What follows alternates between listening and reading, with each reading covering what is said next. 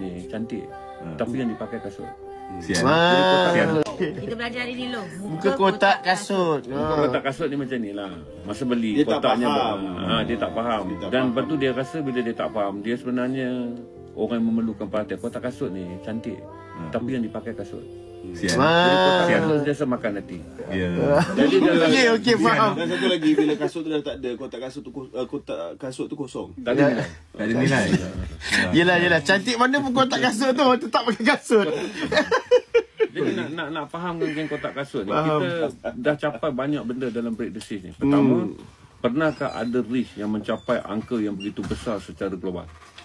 Dan ketika perang ni berlaku pernahkah tuan-tuan melihat, dan hingga akhir saya katakan paling besar senanglah, media sosial sekarang mematuhi kehendak kita. Kita nak discuss tentang Palestin, kita nak bercakap tentang Hamas, kita nak cakap tentang Zionism, kita nak cakap tentang ketidakadilan sosial, mereka tak boleh lagi menghalang kita.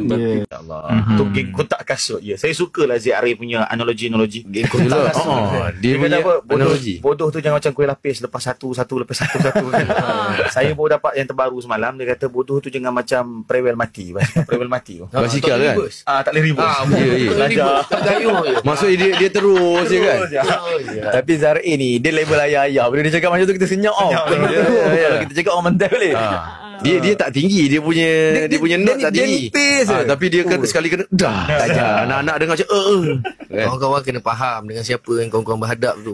CRA tu ada lebih daripada 6 piala.